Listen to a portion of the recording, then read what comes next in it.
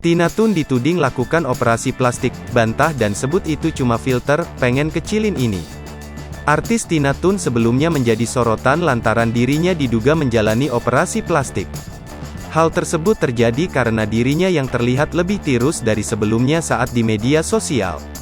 Namun kini, Tina Toon memberikan bantahan tegas mengenai isu dirinya melakukan operasi plastik.